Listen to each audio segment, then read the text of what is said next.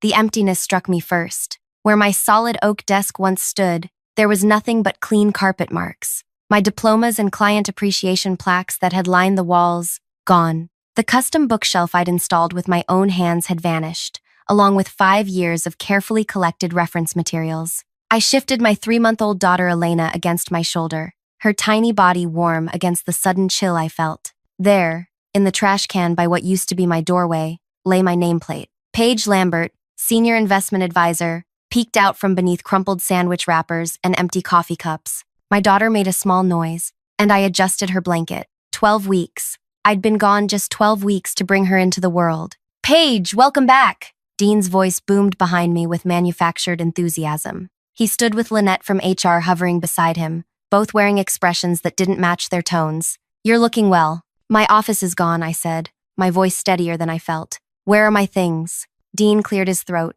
"Yes, well, we've had some structural modifications while you've been away. The board voted on departmental changes last month." Lynette stepped forward, clipboard clutched against her chest. "We've had to make some adjustments to team compositions. Your responsibilities have been redistributed among the team for efficiency purposes." The truth hit me as Elena squirmed against my shoulder. While I was bringing new life into the world, they had systematically erased mine here. I'd been the only female senior advisor in the investment division for 3 years. My client portfolio generated nearly 40% of our annual revenue. Last quarter, before my leave, I'd broken the company record for new client acquisition. "Redistributed," I repeated, the word tasting bitter, "and my personal belongings?" "In storage," Lynette offered quickly. "We can have them delivered to your home. Or," she hesitated, exchanging glances with Dean, "we can discuss transitioning you to another department, perhaps something less demanding for a new mother." Elena's tiny hand grasped at my collar, and I inhaled deeply. I thought back to that morning 8 months ago, the same day I discovered I was pregnant. I had accidentally overheard Troy and Philip, 2 junior advisors, talking in the stairwell when they thought they were alone. "Once she has that kid, she'll be useless here," Troy had said. "Sleep-deprived and distracted. Garrett already thinks her clients should be redistributed," Philip had added. "Says a woman with a newborn can't give them the attention they deserve. Once she pops out that kid, she'll be too exhausted to fight back." They never knew I was there, 3 steps above them, hand frozen on the railing. Before I continue sharing what happened next, let me take a moment to connect with you. If you're finding this story resonates with you in any way, please hit that like button. Your support means everything, and I promise this story takes turns you won't expect. Subscribe to follow my journey, and leave a comment sharing if you've ever faced workplace challenges after a major life event. Now, back to what happened that day in my former office. My name is Paige Lambert. Before having Elena, I worked 70-hour weeks building a client base most advisors would sell their souls for. I was methodical, detail-oriented, and ruthlessly organized. Some colleagues called me the librarian because I documented everything, but that meticulousness had earned me the top spot in client retention 3 years running. What they didn't know was that growing up with a single mother who worked 3 jobs had taught me to never take security for granted. Mom always told me, "Paige, this world will try to convince you that you can be a mother or successful, but never both. Your job is to prove them wrong." When I first joined the firm, I was one of 17 new advisors. Within 2 years, only 4 remained, and I ranked at the top. When I was promoted to senior advisor, Dean had clapped me on the back and said, "Who would have thought the quiet girl would outlast them all?" I'd built my reputation carefully. While others took extended lunches and talked sports with Garrett, I stayed at my desk researching investment trends and making calls. My clients trusted me because I never overpromised and always delivered. Many were women who'd inherited wealth or built businesses. Clients the male advisors often overlooked or patronized. The promotion to the corner office 3 years ago had come with resistance. Troy and Philip had joined around that time, both from prestigious business schools, both with connections to board members, both clearly expecting to leapfrog me. When I got the promotion instead, the tension became palpable. "We need to discuss your transition plan," Dean said now, pulling me back to the present. Given your new circumstances, I studied him carefully. Dean had been my mentor once. Back when I was still a novelty, he could take credit for discovering. His enthusiasm had waned proportionally with my success. "Where are Troy and Philip?" I asked. "They've taken over your top client accounts," Lynette answered, then immediately looked like she regretted the candor. "Temporarily, of course. for continuity during your absence. I see. I adjusted Elena again. And has anyone informed my clients of this change? Dean shifted his weight. We sent out standard notifications. Most have been understanding about the transition. Most? He cleared his throat. There have been some questions. But change is always an adjustment period. The elevator doors opened, and Garrett stepped out, halting when he saw me. At 57, our CEO maintained the appearance of someone 10 years younger, with carefully maintained silver hair and tailored suits. He recovered quickly,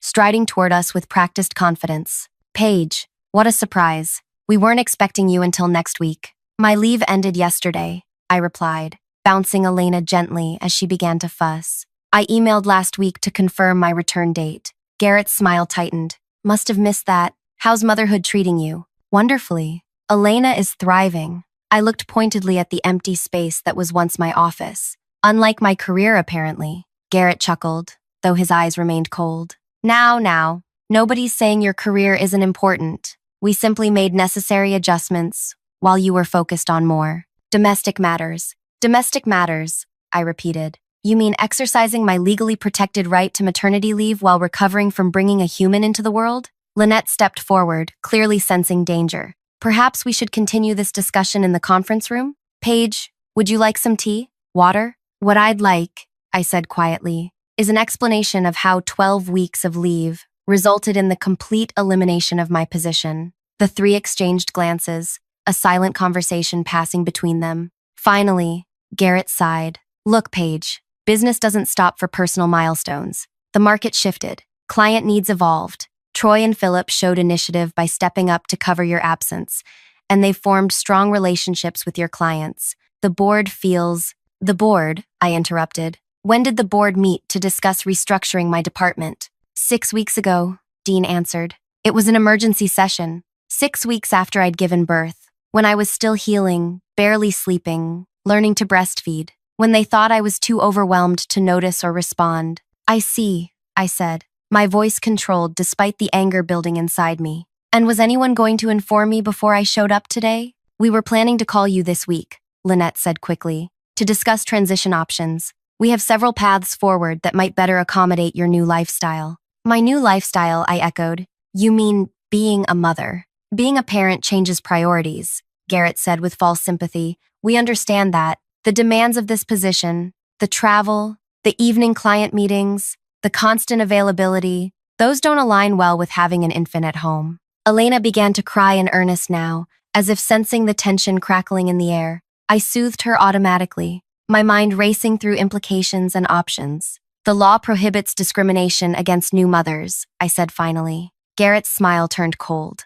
Nobody's discriminating, Paige. This is a business decision based on client needs and company direction. We're offering you alternative positions within the organization, aren't we? That's hardly discrimination. I looked at the three of them, Garrett with his calculated charm, Dean avoiding my eyes, Lynette nervously tapping her pen against her clipboard, and understood with perfect clarity what had happened. They had planned this from the moment I announced my pregnancy. They had waited until I was at my most vulnerable, sleep-deprived, and adjusting to motherhood, to dismantle everything I'd built. They expected tears, perhaps a resignation letter. Maybe they thought I'd gratefully accept some diminished role with flexible hours and half the pay. What they didn't know, I hadn't just been preparing for motherhood during those 9 months. I need to feed my daughter, I said finally. Is there somewhere private I can go? Lynette looked relieved at the change of topic. Yes, of course. We can use the small conference room. It's empty right now. Thank you. And after that,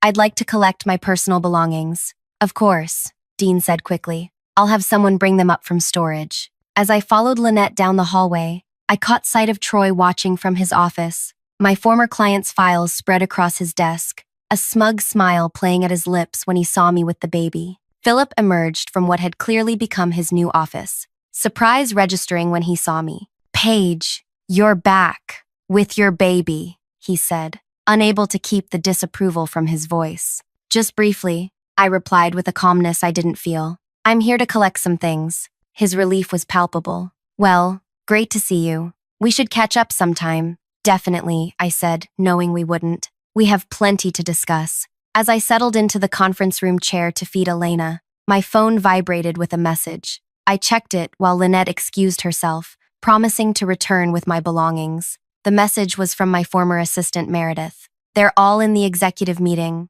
Operation Sunrise is ready when you are. I smiled down at my daughter as she nursed. They think mommy's been changing diapers and watching baby shows for 12 weeks, I whispered to her. They have no idea what's coming. I closed my eyes, remembering the day I discovered I was pregnant. After overhearing Troy and Philip in the stairwell, I hadn't confronted them. Instead, I'd gone back to my office, closed the door, and made 3 phone calls. The first was to my college roommate Isla, now a labor attorney, specializing in pregnancy discrimination. The second was to my client Valerie, who owned the building across the street. The third was to Meredith, the assistant I shared with 2 other advisors. I need every email, every memo, every performance review from the last 3 years, I'd told Meredith, and I need you to document everything that happens while I'm gone. Now, 8 months later, with Elena peacefully nursing, I scrolled through my messages. Meredith had been meticulous, sending daily updates disguised as baby advice emails. Every decision made about my clients, every meeting where my name was mentioned, every comment about my maternity leave, all documented with dates and participants. A knock at the door interrupted my thoughts. Lynette entered with a cardboard box. Here are your personal items, she said, placing it on the table.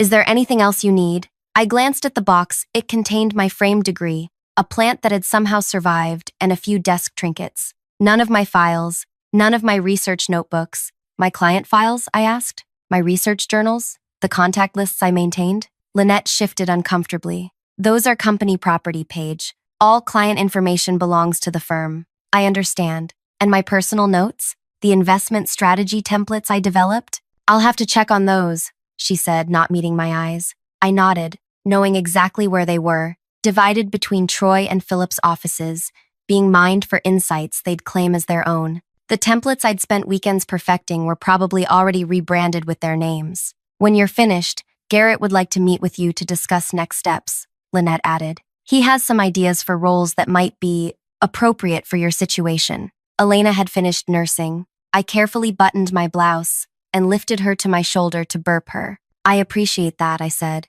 Would you mind holding her for a moment? I need to get something from my bag. Lynette looked panicked at the suggestion, but social conditioning won out over her discomfort. She awkwardly accepted Elena, holding her as though she might shatter. Support her head, I instructed, hiding my amusement as I reached for my bag. I retrieved my phone and snapped a photo of the box containing my belongings. Evidence, I thought silently. Then I pulled out a thick manila envelope. What's that? Lynette asked, relief washing over her face as I took Elena back. Just some paperwork I need to review with Garrett, I said. Shall we? We walked to Garrett's corner office, the one I'd been on track to earn before my pregnancy. Through the glass walls, I could see Troy and Philip already seated at the small conference table inside, looking smug and proprietary. Garrett stood as we entered, gesturing to a chair. Paige, thank you for joining us. Troy and Philip are here to help smooth the transition. How considerate, I said, settling into the chair with Elena against my chest.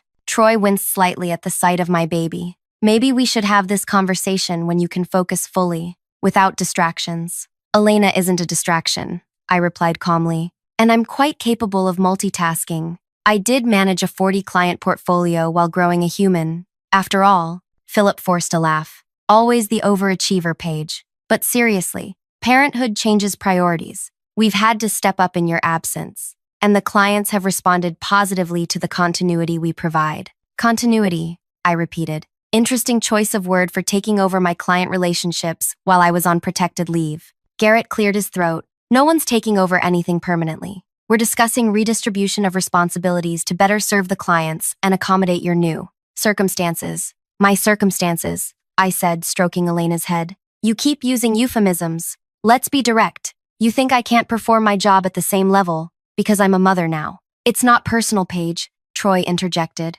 It's business. Clients need advisors who are available nights, weekends, whenever markets shift, with a baby. Did any of you actually ask my clients what they wanted? I interrupted. Or did you just assume they'd prefer male advisors without family obligations? Uncomfortable glances were exchanged. Garrett leaned forward, steepling his fingers. Paige, we have a compromise to offer. We've created a new position, Parent-Friendly Client Relations Coordinator. Reduced hours, minimal travel, focus on maintaining existing relationships rather than building new ones. It's perfect for someone in your position. And the compensation? I asked. Troy studied his hands. Philip suddenly found the view fascinating. Garrett cleared his throat again. There would be an adjustment, naturally, given the reduced hours and responsibilities. Base salary with minimal commission structure, but excellent benefits. Full health care for you and your daughter. I nodded slowly, bouncing Elena gently as she began to fuss. So, to clarify, you've eliminated my position, redistributed my clients, and now offer me a role with less responsibility, reduced hours I didn't request, and significantly lower compensation. It's a generous accommodation, Garrett insisted. Many companies wouldn't even go this far. Many companies follow federal law protecting new mothers from exactly this type of discrimination. I countered. Garrett's expression hardened. No one's discriminating against you, Paige. Business needs changed. We're making you an offer that balances company requirements with your new reality as a mother. I studied each face around the table. Garrett, confident in his power and certain of my limited options. Troy and Philip, barely containing their triumph. Lynette, uncomfortable but unwilling to challenge the status quo. I'd like to review the specifics of this new position, I said finally. Do you have a formal offer letter? Relief washed over their faces. Garrett nodded to Lynette, who produced a folder. All the details are here, she said, sliding it across the table. Take your time reviewing it. I opened the folder with one hand, scanning the document inside while continuing to soothe Elena. The compensation was worse than I'd anticipated, a 60% reduction from my previous salary, with minimal benefits and a probationary period as though I were a new hire. I see, I said, closing the folder. And what happens if I decline this generous offer? The temperature in the room seemed to drop several degrees. Then we would process your separation from the company, Garrett said carefully. Standard severance, of course, which would be 2 weeks, as per company policy for voluntary separations. I nodded, letting silence fill the room until it became uncomfortable. Then I reached for the manila envelope I'd brought. Before I respond to your offer, I'd like to share some information with you. I slid out several documents, passing copies to each person. These are transcripts from recorded conversations between various members of management discussing my role and maternity leave. Troy's face paled as he scanned the first page. Philip swallowed hard. Garrett's expression remained neutral, but his knuckles whitened as he gripped the papers. Where did you get these? Garrett demanded. Do you recognize your voice on page 3, discussing how to ease the mommy out without triggering a lawsuit? I asked instead of answering. Or Troy, your comments on page 5 about how pregnancy is the perfect opportunity to redistribute her client base. Lynette was scanning the documents with increasing alarm. This doesn't look good. It gets worse, I said, pulling out another set of papers. These are statements from 15 of my clients, documenting how they were told I had chosen to step back from my career to focus on family and that I recommended Troy or Philip as their new advisors. Interesting, since I was never consulted about any client reassignments. This is absurd, Garrett blustered, but his confidence was cracking. Those clients are company assets. We have every right to reassign them as needed for business purposes. True, I agreed. But fraudulently representing my intentions to those clients is another matter entirely, as is the systematic dismantling of a female employee's career during protected maternity leave. Elena began to cry in earnest. I stood, pacing gently while patting her back. The men looked increasingly uncomfortable with the crying baby, which suited me perfectly. What exactly are you implying? Garrett demanded. I'm not implying anything. I'm stating facts. You orchestrated the elimination of my position while I was on protected leave. You made deliberate misrepresentations to my clients. You're now offering me a position with substantially reduced compensation and responsibility as your only option. I paused, letting Elena's cries fill the silence. Classic pregnancy discrimination, textbook retaliation, with a dash of fraud thrown in. You're threatening us, Philip said, voice tight. I'm informing you, I corrected. There's a difference. Garrett pushed the papers away. What do you want, Paige?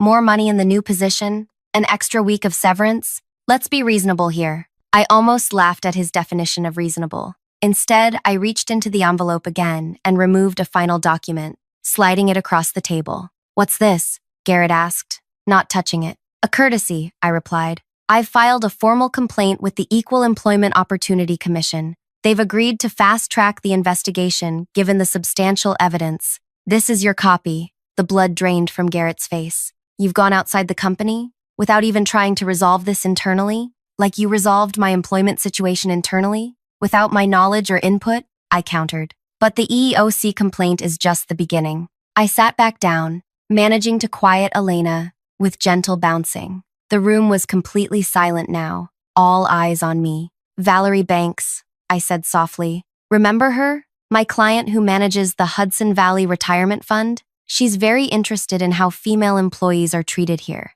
as is Jonathan Reed at State Investment Board, and Patricia Moore, who handles the Teachers' Pension Fund. All clients I brought to this firm, all managing billions in investments, all deeply committed to ethical corporate practices. Philip looked like he might be ill. You contacted our clients about an internal matter? No, I said. They contacted me when they received notifications that I was stepping back. They were concerned about the discrepancy between what they were told and what they know of my character. Garrett tried to regain control of the situation. This is completely unprofessional. Whatever grievances you have should be handled through proper channels. I agree, I said, rising again as Elena fussed. That's why I've followed every legal protocol to the letter. My attorney has been quite thorough. Your attorney, Lynette repeated faintly. I nodded, swaying gently with Elena. You didn't think I spent my entire maternity leave just changing diapers, did you? I also had plenty of time to document, plan, and consult experts while feeding my daughter at 3 a.m.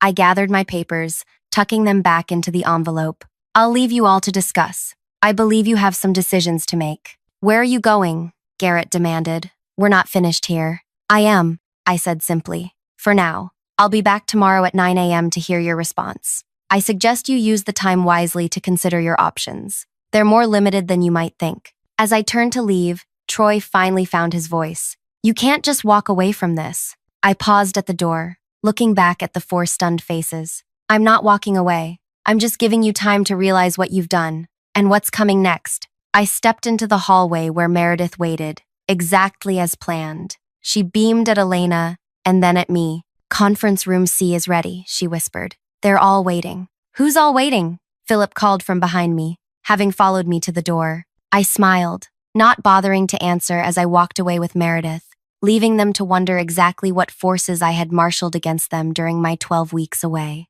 Conference room C was the largest meeting space in the building, typically reserved for client presentations and board meetings. As Meredith opened the door for me, I stepped into a room filled with familiar faces, 15 of my most significant clients, sitting around the massive table. Valerie Banks, the investment director for the Hudson Valley Retirement Fund, rose immediately. There she is, she announced, her voice warm as she approached to peek at Elena.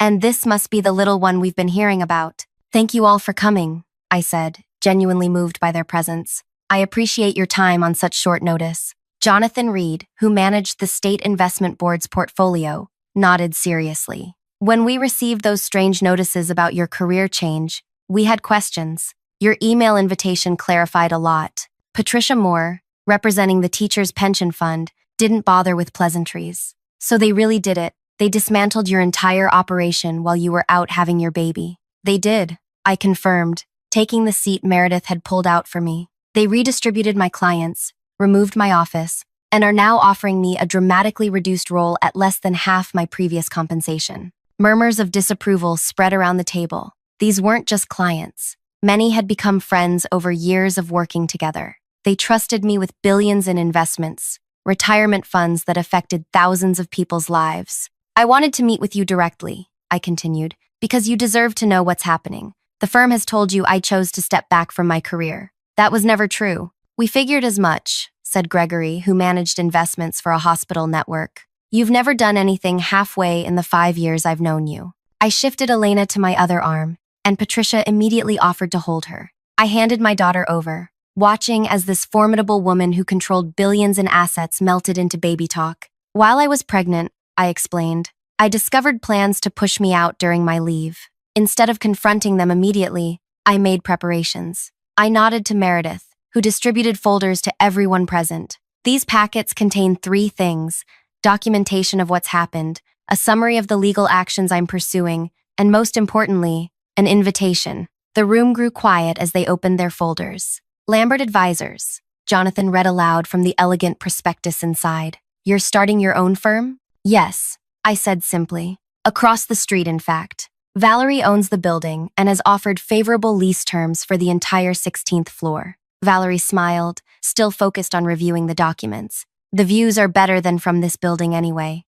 This is more than just a new business announcement, I continued. It's an opportunity for each of you to decide where you want your investments managed. My departure from this firm will be finalized this week, one way or another. You're under no obligation to follow me. Your contracts are with the firm, not with me personally. Gregory leaned forward. Unless we execute these transfer request forms included in your packet. Precisely, I nodded. Those forms legally authorize the transfer of your accounts to Lambert Advisors, effective immediately upon submission. And you already have all regulatory approvals? Patricia asked, professional even while making faces at my daughter. Everything was finalized last week. I confirmed. My registration as an independent advisor was approved. Compliance requirements met. Office space secured. My team is ready to ensure a seamless transition. Your team? Jonathan raised an eyebrow. The door opened again, and Meredith ushered in 5 people. My carefully selected team, recruited over the past 3 months. Meet the founding members of Lambert Advisors. Zhao from Quantitative Analysis, Darren from Client Services, Nina from Compliance, James from Operations, and of course, Meredith, who will be our office manager. Recognition dawned on several faces. All had worked at my current firm until recently. All had resigned in the past week. You've been planning this for some time, Valerie observed, impressed. Since the day I found out I was pregnant and overheard my colleagues plotting to use my maternity leave against me, I acknowledged. But what began as a contingency plan became necessary when I returned to find my position eliminated. I circulated the room, speaking individually with each client, while Elena was happily passed between several who were also parents. These weren't just business relationships. These were people who'd trusted me through market volatility, who'd celebrated my pregnancy with genuine joy. After 30 minutes of conversation, Jonathan stood, holding up his signed transfer form. I've seen enough. My board has authorized me to maintain our relationship with Paige, regardless of where she works. We're transferring our accounts. One by one, each client followed suit. 15 transfer forms, representing over $3.8 billion in assets, were collected by Meredith and placed in a leather portfolio. You understand this represents over 60% of your former firm's managed assets, Gregory pointed out. This will devastate them. I understand completely, I replied, but my responsibility has always been to provide the best service to you and your beneficiaries, not to protect a company that discriminated against me. The meeting concluded with handshakes and arrangements for follow-up discussions. As the clients filtered out, Valerie stayed behind. Your timing is impeccable, she noted. The merger they've been pursuing with Atlantic Capital? What about it? I asked, taking Elena back from Patricia as she departed. I sit on Atlantic's board, Valerie said with a slight smile. The vote is tomorrow. They've been banking on this merger to fund their expansion plans. When we learn about this mass client exodus and the legal complaints, she didn't need to finish the thought. The merger would collapse. As the room emptied, Meredith approached with her tablet. Garrett's called an emergency executive meeting. Troy and Philip are panic texting their contacts at the board. They know something's happening, but not exactly what. Perfect timing, I said. Let's proceed with phase 2. We walked deliberately through the office, Elena sleeping peacefully against my shoulder. Heads turned as we passed. Word was spreading. The sight of me confidently striding through with Meredith, directly toward the executive conference room, created exactly the tension I'd anticipated. I could see them through the glass walls. Garrett, Troy, Philip, Lynette, and 4 board members, engaged in heated discussion. Meredith knocked and opened the door without waiting for a response. Garrett stopped mid-sentence. This is a private meeting. I apologize for interrupting, I said, not sounding apologetic at all.